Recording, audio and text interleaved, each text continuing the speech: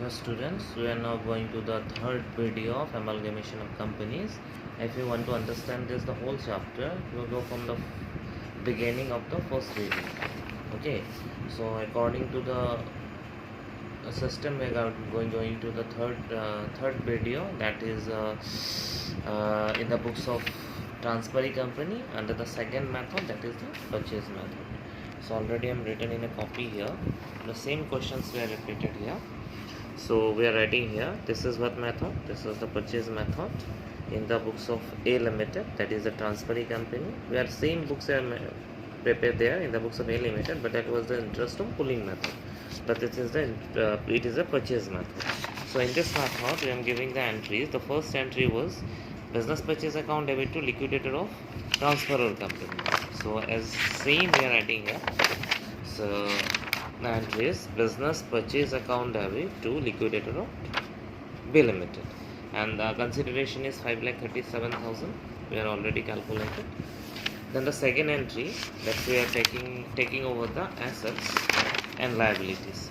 So here we are giving the entries in the second method.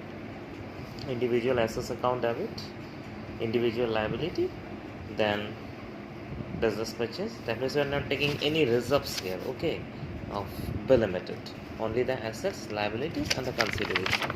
So according to that, we are writing here. So we are taking the assets, land and building account debit, same 1,55,000 of B Limited. Then plant and machinery, same in the earlier method, 1,70,000. Like this, all our assets we are taking here.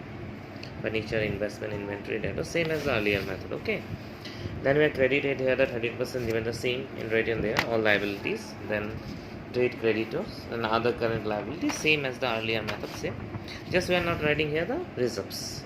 Just we are writing what? Business purchase, that is the consideration. Okay. And the difference income, either debit and the credit. If the difference is come on credit side, we write capital reserve. If the difference come on the debit side, we are writing goodwill. So if we make the calculation, here debit side is more and credit side is less. So differences come on credit side, that is 38,000.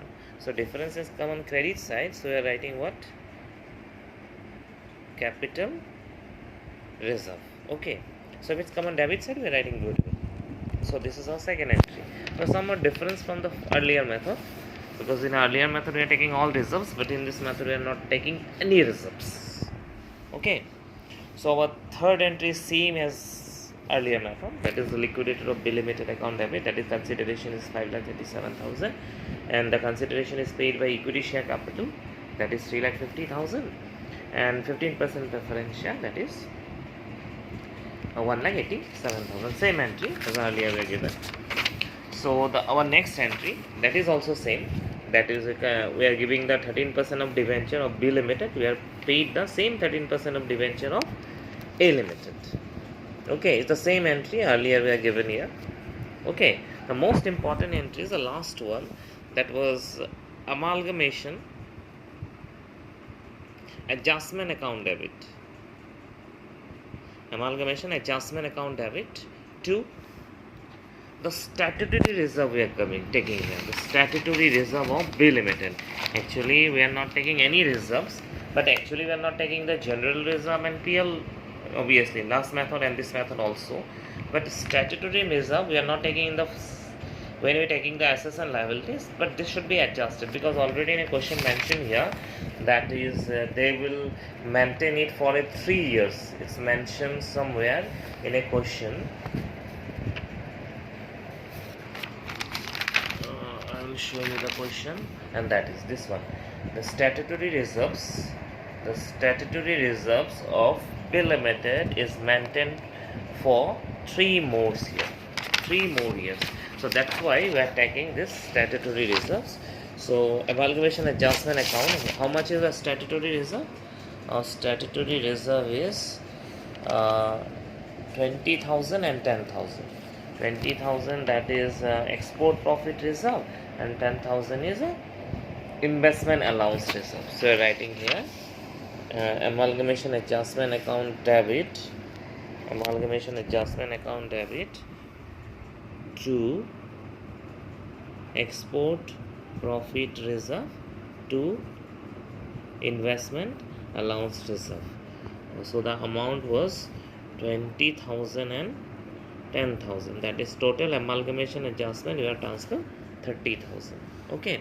So actually we need how many entries in this method? We need actually 6 entries. So 1, 2, 3, 4. 2 entries are not given here. That was the liquidation expenses and formation expenses. So it's not mentioned, not given in the question. So we are not giving here the last 2 entries. So actually we need the 6 entries. And in this method we need 5 entries, but we are giving the 3. And in this method we need 6 entries. We are giving the 4. 2 entries are not required here actually according to the questions. Now we going to the balance sheet. We are showing in the book. See the balance sheet of this method. So assets are remain same. We combine the assets of both. Okay. Then here all are same, but one thing that is come amalgamation adjustment. Just we're giving the entries. That is 30,000. It should be written here. That is the difference, because in the last balance sheet we are getting that is 16,000, 50,000. Now for this 30,000 it's become now 16 lakh 80,000. Okay. And liability side almost remains same. So equity share capital, that is 8 lakh 50. That means 5 lakhs A limited already have, and they are again issue 3 lakh 50,000. It's become 8 lakh 50,000.